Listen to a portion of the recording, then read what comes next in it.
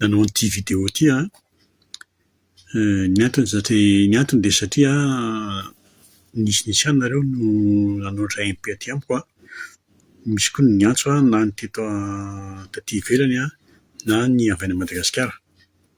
Misy ny antso izy misy ny antso tsara, misy ny antso fanamafisana, misy ny antso masika, misy ny antso manaitra.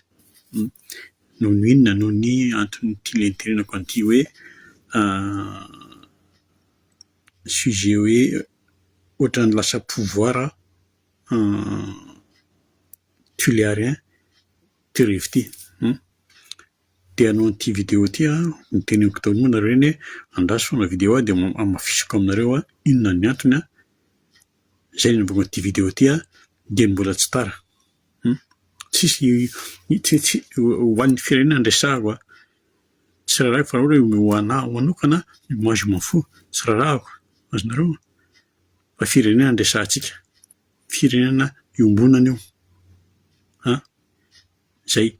Ka zay zany ny tiako resahana io maraina io alinalina io ataoko urgent ilay izy satria tsy dia manam-potoana andro any. Dia nametrahako an'io zany hoe resaka pouvoir tuléarien ty zavatra ty. Mba tsy tenenako hoe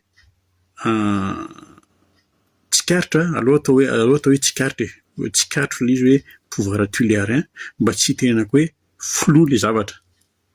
Azonareo zay mety. Dia ho azavaiko aminareo amin'izay ny tena antony raha hoe zao mahatonga hitenenareo an'izay. Tamin'ny fandarana solanga, tamin'ny siteny nasaina tao amin'ny fandarana solanga miaraka tamin'ilay mpanao gazety atao hoe Johary, invité tao siteny dia nipetraka amin'ny fanontaniana ary nipetraka ny resaka resahana tao nipetraka amin'ny fanontaniana hoe miala tsiny aho izy Johary miala tsiny monsieur président fa tsy maintsy apetraka ty fanontaniana ity satria apetraky ny vahoaka izy, apetraky ny olona izy fa ny olona dia mahatsikaritra izy zay mbo za tsy mamorona tsy diffamation fa averiko tsara ilay izy. Mahatsikaritra ny olona izy fa manjakazaka ny any atsimo ao amin'ny fitondrana, ao amin'ny gouvernemanta io. Zay ilay fanontanian'ny Johary. Io zany à 99% lazaiko anareo ilay fanontaniana efa fantatra sy teny fa tsy maintsy ho apetraka io fanontaniana io. Efa nifampiresahana io atao amin'ny kolisy hoe tsy maintsy apetraka io fanontaniana satria inona ny antony dia satria flagrant be mihitsy le mouvement, flagrant be le ketrika. Zay ny mahatonga an'ilay fanontaniana tsy mipetraka. Io zavatra efa nifanarana tao anaty kolisy tao io na presque amin'ny fanontaniana rehetra ary satria izy tena tsy capable mihitsy tena hanao an'izany fanontaniana tahaka izany. Azonareo fa ireny zavatra ny fandaharana pasoka fotsiny ireny fandaharana ireny. Aviako izany fa tsy hoe misy olona miteny an'izany na hoe misy olona naprisika hiteny an'izany. Zay manome pasoka fotsiny ireny fandaharana satria inona ny antony satria efa mamaingenina ao amin'ilay fanavaozana. Zay. Dia izao petraka ilay fanontaniana dia tsy novaliany tsy teny mivantana ilay fanontaniana fa nefa izy miteny hoe izaho izy dia mahitsy fiteny ny ahatonga dia lazaiko.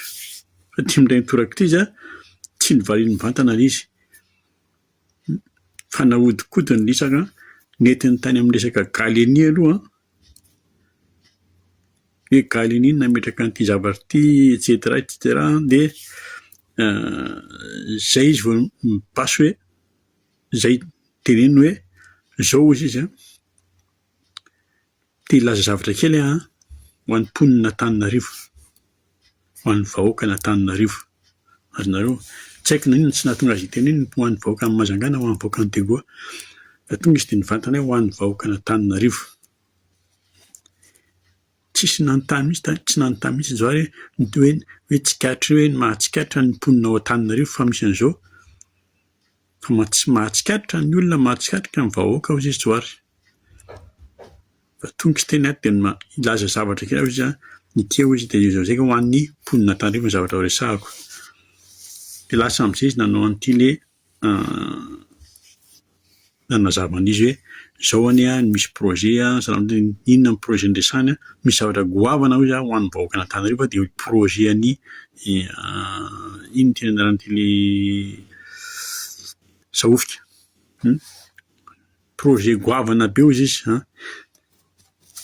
an'Antananarivo. Io zany resaka ilay barazy ngeza be an'ny Sahofika io io mbola vola be koa io dia miteny izy hoe io ny zavatra ngeza indrindra ho an'ny vahoaka. Dia miteny avy eo hoe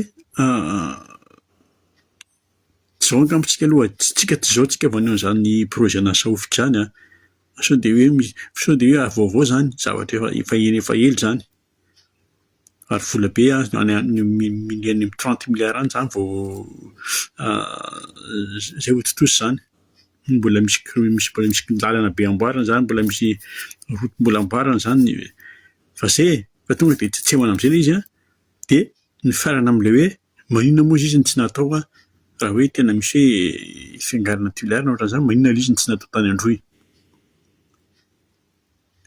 Zay ny fomba fiborikena resaka rehefa tsy te resaka intsony satria fa lany ianao dia zay ny fomba fiborikena resaka nataony tsy teny.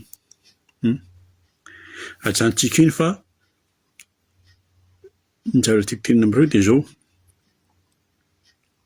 izy mimpondro-doha amin'izany raha zany ny firesany. Fa vakiako aminareo eto fa tena hoe ils sont là pour faire des affaires et des business fa tsy ho an'ny firenena mihitsy.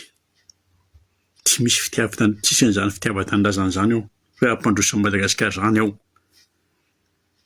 Zay ny tsy nolazaiko malina fa zay ny tiako hamafisina zao. Fa mieritrereta isika vahoaka. Nolazaiko hoe hicréer adi-poko nareo, hicréer adi-poko isan'andro zandrikely manao an'io resaka hoe andeha hanao fédéralisme zao na io pouvoir io fotsiny ary. Fédéralisme sy andro zany mbola hidina hevitra, mbola mila misaina koa vao manao an'izany. Fa hiteraka adi-poko aminareo samy au tuilaire ihany io gouvernementa io amin'izay projet anareo. Fa reo olona anao am-paosy fotsiny reo.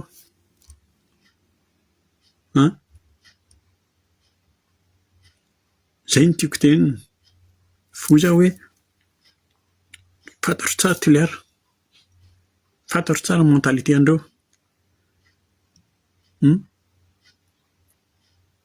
Fa olazaiko anareo ilay izy io resaka be fotsiny zany hoe tuilaire am'ray tuilaire tsy miroro zany, resaka titre fotsiny zany. Satria lazaiko zao ny antony lazaiko anareo nisy ny occasion ny tena hoe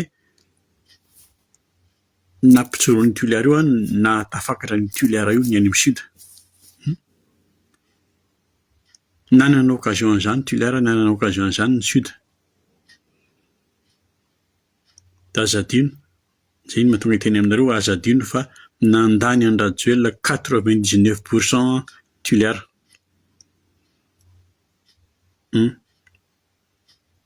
Tamin'ny fifidianana na dia nisy ary ataontsika hoe misy halatra nandany ary zay hirahirany tsy teny zay hoe zahay aneka nandany anao ny président 99%. Dia lany Rajoelina. Tiniko Hariberto reny tiniko Hariberto reny tsy teny tao ambanin'ny elatry Rajoelina fa tena tao ambanin'ny eliky Rajoelina mihitsy. Ary mbola misy fifandraisana ary mbola ambanimbany kokoa. Midina ambanimbany. Zay no ataoko nanao occasion mihitsy tao amin'ny sud. Tiniko Hariberto nandeha amin'izay mipromesy tamin'izany hoe hanamboatra piscine goavana indrindra, hanamboatra piscine olympique, dia hanamboatra ny terrain football ny 15 mètres kira. nanamboatra an'izao atao hoe université zao. Nanamboatra an'izao cité tsy haiko cité aiza ny eritreretin'ny hoe ho amboarina. Azonareo fa aiza ary. Aiza ilay piscine olympique tsisy eo tsy haiko tsy mahita ao Tolaire. 15 mètres kira io samy mahitsika. Ny cité io samy mahitsika fa vola be zany. Zany tsy resaka 100 000 € sy ihany, vola be manao an'izany, ny vary vola be nefa niraisin'ny tinoka tamin'izany. Fa raha ohatra niray ina tokoa Toliara, raha ohatra ka tena niray loha Toliara, efa tafela fa na io Kere io tsy nisy. Azonareo io hoe base terre natao hoe tamin'ny voalohany natao hoe Toliara Sud, dia avy eo natao hoe base Toliara, dia izao indray lasa Varimata. Tsy tafarina satria na ny antony io contre ny base Toliara io tsy misy olona migrevy isan'andro any io tsisy an'izany. Izay mba anisan'ny investir any hoe contre an'io fa tsisy olona migrevy isan'andro any io fa ny ao zavatra misy dia izao nefa mandalo eo ny enjana dia manome vola kely dia manome labera kely dia andanonareo migrevy kely, andanonareo miseho kely contre an'io fa alefako any ny télé dia alana sary nareo. Izay zavatra misy mandritsy ny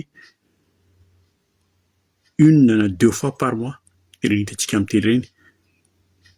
Ilay zay tsy ary eto izay na ho vonoina ary zay tonga tokony ny gendarme hoe mitsaoka anaty ala ihany ny farany.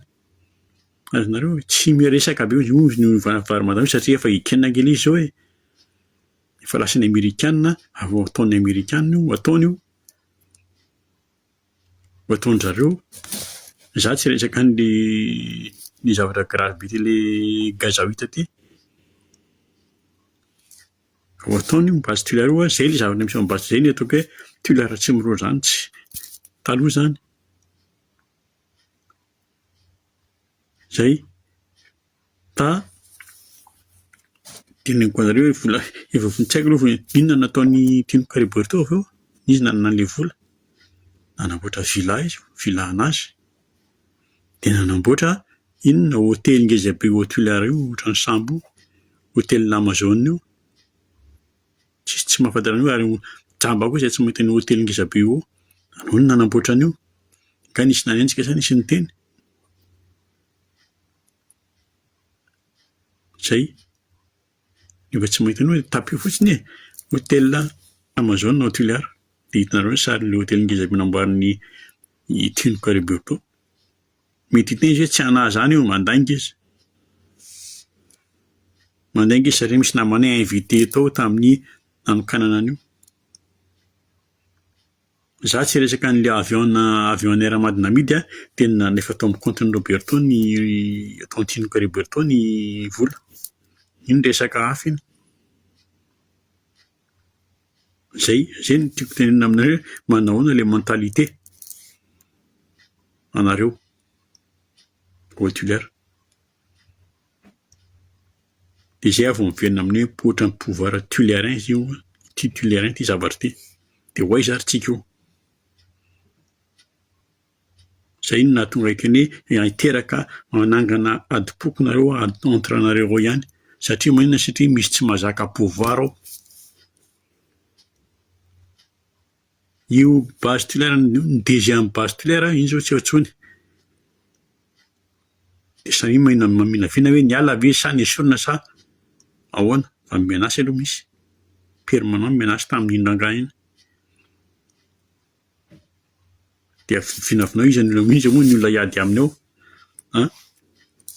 Nisy vola be tao, iny ny fanondirana tao. Farany. Sao dia tsy au courant tsika malagasy. Sao dia tsy au courant fanjakana. Fa tena efa manomboka tonga ihany ilay vahiny. Ataoko hoe vahiny aloha. Sampotsoponenana. Ny amin'izay tany misy any amin'izay tany avy nivian-jareo any. Nefa metonga. Ny avy any Moyen-Orient sy ny avy any amin'ny Asie du Sud. Averiko indray fa efa manomboka tonga. Zaho tsy resaka an'ilay gazaoita reto. Ny Amerikana proposen'ny Amerikana. Tsy mipropose akory ny Amerikana fa miimpose. fa manomboka feno, manomboka tonga ny avy any Moyen-Orient, manomboka tonga ny avy any amin'ny Asie du Sud. Moi, j'ai tsy maha géographique aloha dia lazaiko ny olona avy any Moyen-Orient dia ny avy any Egypte, ny avy any Qatar, ny avy any Iran, ny avy any ity Koweït, avy any Liban sy ny Syrie. Ny olona ireny ny fiainan'ny olona ireny niaina tamin'ny basy, niaina tamin'ny peau basy, Moyen-Orient. Ny avy any Asie du Sud dia ny avy any Afghan ireny.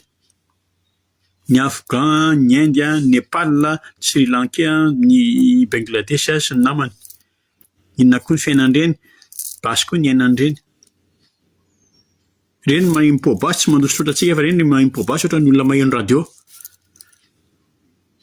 Izany ny olona tonga amintsika. Hoy izaho mbola tonga, nataoko hoe vahiny tamin'ny voalohany. Fa teneniko hoe mbola mitso-ponenana daholo ny tonga ao ireny.